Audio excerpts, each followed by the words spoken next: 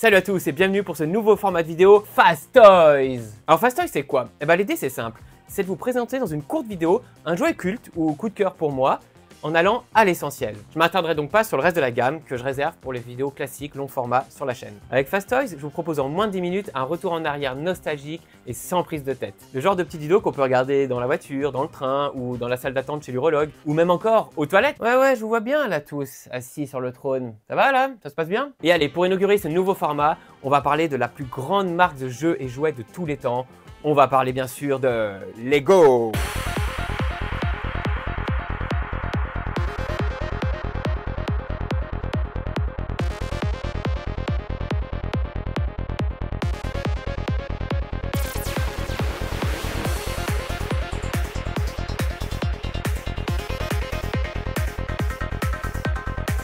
Aujourd'hui, on va donc parler de Lego.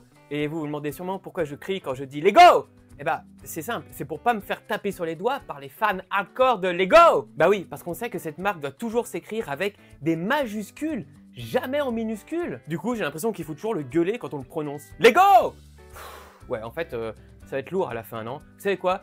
On va laisser tomber et puis tant pis pour les affoles.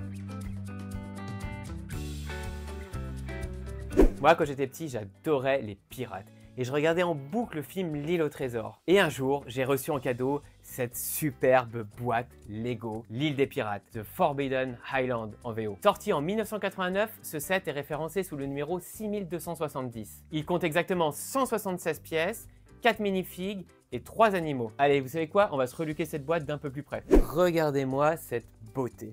Dans les années 80-90, c'était la mode de ce qu'on appelait les boîtes fenêtres.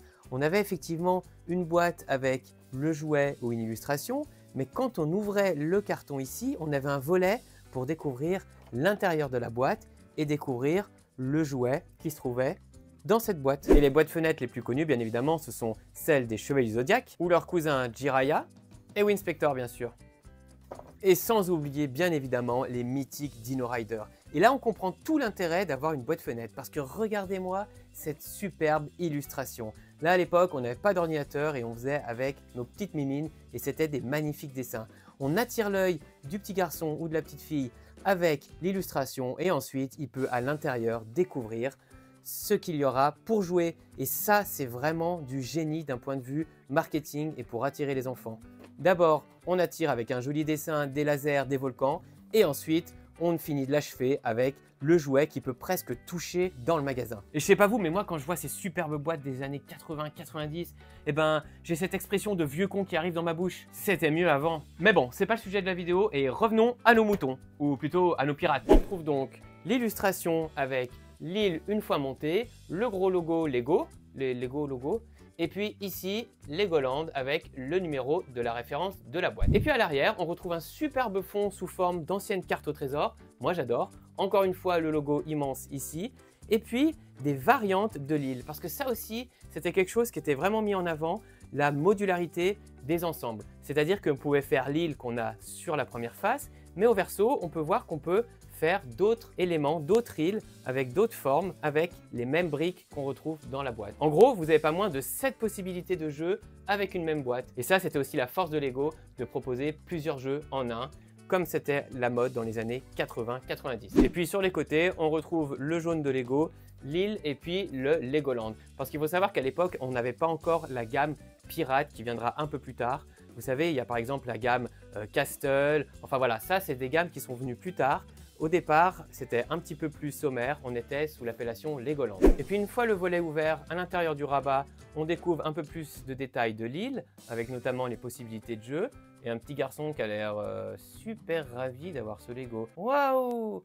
Je m'éclate, merci maman. Enfin, franchement, il pourrait sourire, non? Et puis à l'intérieur, on trouvait la partie vitrée, enfin c'est du blister, les compartiments où on pouvait découvrir les pièces qu'on aura à l'intérieur du set. Et puis quand on ouvre, on avait une espèce de boîte tiroir avec les pièces Lego. Bon là, ils y sont pas, ils sont déjà montés.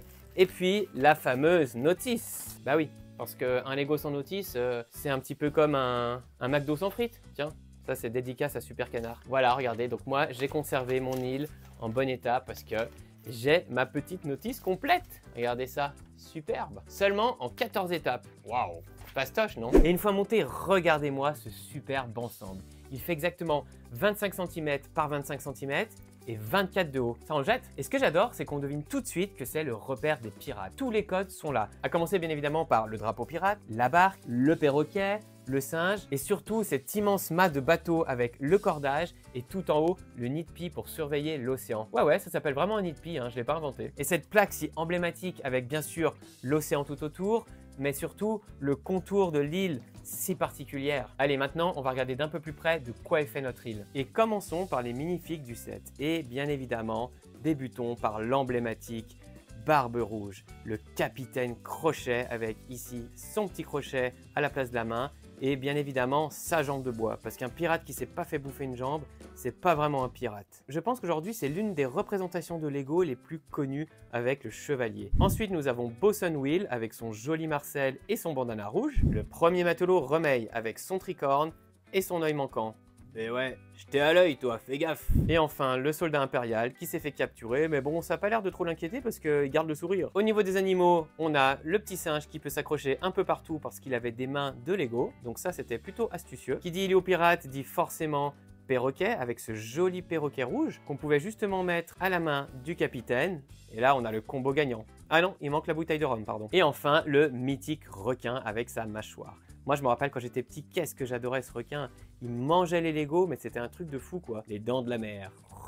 Niveau jouabilité, on a donc notre soldat impérial qui s'est fait capturer et puis qui va aller directement en prison. Eh oui, parce qu'une île de méchants sans méchants, c'est pas vraiment une île de méchants. On a également ici le coffre au trésor avec les pièces. Eh oui, le magot. Un escalier avec un pont suspendu. À l'étage, on avait ici une trappe pour pouvoir piéger ce pauvre soldat impérial. Pouf, tombé. Et puis je vous en ai parlé tout à l'heure, mais le fameux cordage avec le Wistiti qui peut s'accrocher.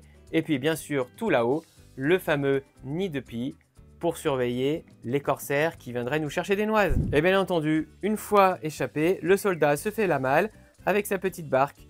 Mais bon, forcément, il va vite être attrapé par le requin blanc. Et bien sûr, on avait les traditionnels canons pour pouvoir dézinguer les ennemis.